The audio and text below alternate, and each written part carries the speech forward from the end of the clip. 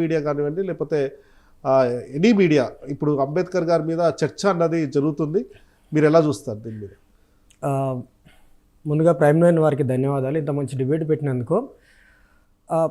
నరేంద్ర మోదీ గారు 2004లో మొదటిసారి ప్రధానమంత్రి అయిన తర్వాత, ఒక సంవత్సరం తర్వాత అనుకుంటా, అంబేద్కర్ గారి జయంతి వచ్చినప్పుడు ఆయనకు ఘన నివాళులు అర్పించి, బీసీనైన నేను అంబేద్కర్ లేకుంటే నరేంద్ర మోడీ ఎక్కడా, నేను ఎక్కడ ఉండేవాడిని, ఈరోజు బాబాసాహెబ్ అంబేద్కర్ దయ వల్ల నేను ప్రధానమంత్రి అయ్యానని అన్నారు.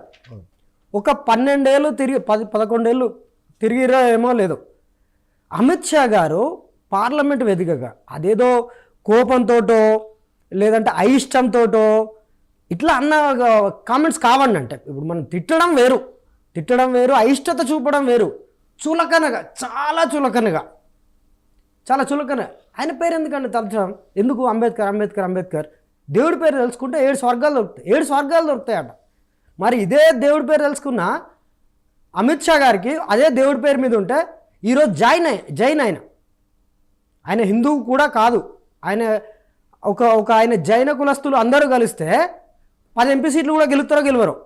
బాబాసాహెబ్ అంబేద్కర్ దయ వల్ల ఆయన ఈరోజు ఇండియాలో నెంబర్ 2 స్ట్రాంగెస్ట్ పర్సన్గా ఉన్నారు, హోంమంత్రి వరకు వచ్చారు. అది పక్కన పెట్టి అంబేద్కర్ ఎంత చులకరు. స్వతంత్రం వచ్చి చిన్నేళ్ళు ఆయన దేశానికి రాజ్యాంగం రాసి ఈవెన్ లబ్ధి పొందిన వాళ్ళు కూడా అండి. ఈ దుర్మార్గం ఏంటంటే, ఇంకెవరో మనము మనవాద వ్యవస్థలో ఉన్నవాళ్ళు బ్రాహ్మణ్సో ఠాకూర్సో ఇట్లా అన్నారంటే అది వేరు. అసలు ఈయన అమిత్ షా ఏ వర్గానికి సంబంధించిన ఆయన కాదు, అసలు హిందువే కాదు. కేవలం భారత రాజ్యాంగం వల్ల ఆయనకు అవకాశం లభించింది హోంమంత్రి వరకు వచ్చేంత వరకు. ఇట్లాంటి వాళ్ళు కూడా ఇంత చులకన కామెంట్ చేయడం ఇది అంటే అమిత్ షా ఏదో పార్లమెంట్లో నాకు తెలిసి నిన్ననో మొన్ననో అంటే ఇంటెన్షనల్గా లోపల ఉండేదే, చాలా వరకు ఉండేదే. కానీ రాజకీయ నాయకులు బయట పెట్టరు కదా, బయటకు వచ్చి దండలు వేయడము, దండాలు పెట్టడము, ఆ పేర్లతో అడుకోవడము, ఇక్కడ ఆఫ్ కెమెరాల అంటే కెమెరా రికార్డు కాకముందుకు చాలా చేస్తారు, లేదా పాలసీలలో చాలా చేస్తారు, బయటికి మాత్రం మాట్లాడారు. సో అమిత్ షా గారు లోపల ఉన్నదాన్ని మరి ఆపుకోలేక మాట్లాడారా, కావాలని మాట్లాడారో తెలియదు, కానీ కడుపులో ఉన్నదాన్ని బయటికి చెప్పారు. చాలా కాలంగా చెప్తూనే ఉన్నారు పాలసీల రూపంలో. అంటే అంబేద్కర్ రాజ్యాంగంలో ఏవైతే సూచించారో ఇప్పుడు ఆదేశిక సూత్రాలల్లో, ప్రాథమిక హక్కులలో అవన్నీ అవమానాలే. ఈరోజు కొత్తగా అమిత్ షా గారు అవమానించలేదండి. ప్రతిరోజు ప్రభుత్వం చేసే చర్యలతోటి రోజు అవమానిస్తూనే ఉన్నారు. మైనారిటీలకు రక్షణ లేదు, దళితులకు రక్షణ లేదు, ఎంపవర్మెంట్ లేదు, వెల్ఫేర్ లేదు. వాటి గురించి మాట్లాడితే నువ్వు పాకిస్తాన్ పో, నువ్వు ఇంకెవడో ఏంటి ఆదేశమోడు, ఈ మతమోడు, ఇవన్నీ అంబేద్కర్ని అవమానించడం ఏంటండి. ప్రత్యేకంగా అంబేద్కర్ గారి పేరు తీసుకొని అనాల్సిన అవసరం ఏం లేదు. ఇంతకంటే చాలా దారుణంగా ప్రభుత్వం అంటే మూకుమ్మడిగా ప్రభుత్వం అవమానిస్తూనే ఉంది అంబేద్కర్ గారిని, చాలా దారుణంగా అవమానిస్తుంది.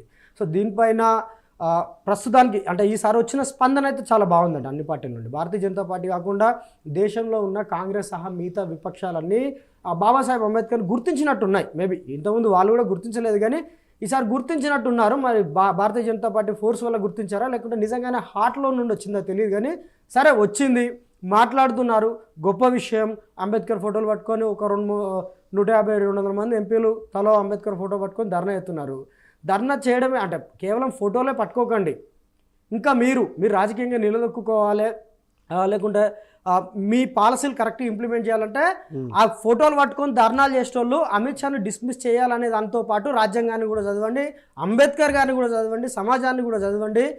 ఖచ్చితంగా అమిత్ షా గారి పైన యాక్షన్ అయితే ఉండాలండి. అంటే గవర్నమెంట్ వాళ్ళదే, మన యాక్షన్ ఉండాలని మనము ఇంకొకరిని డిమాండ్ చేయలేము. కాకపోతే ఈ ఫోర్స్ మాత్రం పెరిగినందుకు చాలా సంతోషకరము.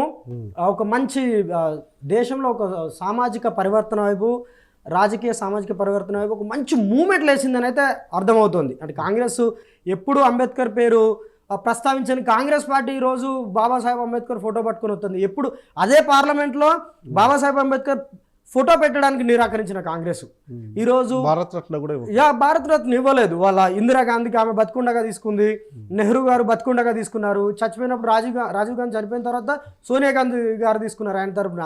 కానీ ఇదే కాంగ్రెస్ పార్టీ బాబాసాహెబ్ను మంత్రిగా ఉండనివ్వలేదు, భారతరత్న ఇవ్వలేదు, ఆయన చేసిన సూచనలు పాటించలేదు.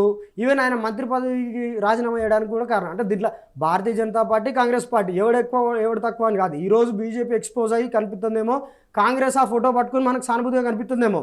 కాకపోతే వాళ్ళ జెండా వేరు కావచ్చు, కానీ రెండు పార్టీల అజెండా ఒక్కటే. బాబాసాహెబ్ను అవమానించడంలోనైనా ఆయన రాజ్యాంగాన్ని తుంగలో దొక్కడం. ఇప్పటికి 120కి పైగా అమెండ్మెంట్లు వేశారు రాజ్యాంగానికి. దానిలో ఉన్న ప్రాథమిక హక్కుల్ని కాపాడలేదండి ఈ రెండు పార్టీలు, భారతీయ జనతా పార్టీ, కాంగ్రెస్ పార్టీ. సరే మాట్లాడండి, ఎట్లనో మాట్లాడతారు. మీకు హార్ట్ఫుల్గా మాట్లాడతారా, బయట మాట్లాడతారా? తెలుసుకున్నారా ఈ కాంగ్రెస్ పార్టీ వాళ్ళు తప్పేమని తెలుసుకొని వాళ్ళు సరిదిద్దుకునే కార్యక్రమంలో ఉన్నట్టుగా కనపడుతుందా? అయితే హార్ట్ఫుల్గా తప్పు తెలుసుకోవడం రెండు రకాలండి. ఒక తప్పు తెలుసుకోవడము అంటే మనకి ఇప్పుడు ఈ పొలిటికల్ రన్ ఉంటుంది కదా, రాజకీయంగా ముందుకు వెళ్ళలేము అని తెలుసుకోవడం ఒక మట్టుకు. రెండో తప్పు ఏంటంటే అసలు మనం పోయే విధానం ఇది కాదు, ఏదైనా మంచి చేయాలి, సమాజానికి ఏదైనా మంచి ఉద్దేశం చేయాలని నిర్ణయించుకునేది. ఆ తప్పు తెలుసుకోవడం ఒకటి. నాకు తెలిసి ఇంకా ఆ తప్పు వరకు ఈ లెవెల్ రాలా. జస్ట్ పొలిటికల్ రన్ లేదు. రాహుల్ గాంధీ గారు ఏదో హిందుత్వవాదాన్ని 2019 ఎలక్షన్ ముందు ట్రై చేశారు, ఫెయిల్ అయింది. ఈయన బాబా పకీర్ల కంటే కూడా ఈయన ఎక్కువ తిరిగిండు గుళ్ళకు, ఆర్ఎస్ఎస్ల కంటే కూడా.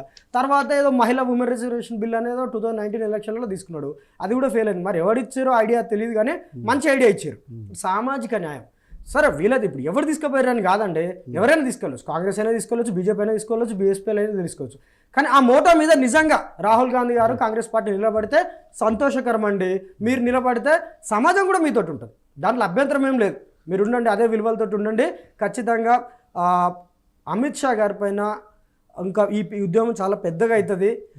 మా తరపున కూడా, మా యువన సంఘాల తరపున కూడా అమిత్ షా రీజన్ చేయాలా, ఆయన పదవి నుండి తీసేయాలని మేము డిమాండ్ చేస్తున్నాం. దీనిపై సృజన్ గారు, డాక్టర్ సృజన్ గారు, మీరు ఎలా చూస్తారు ఈ అంశాన్ని? గత 2 రోజులుగా జరుగుతున్న ఈ చర్చ కానివ్వండి,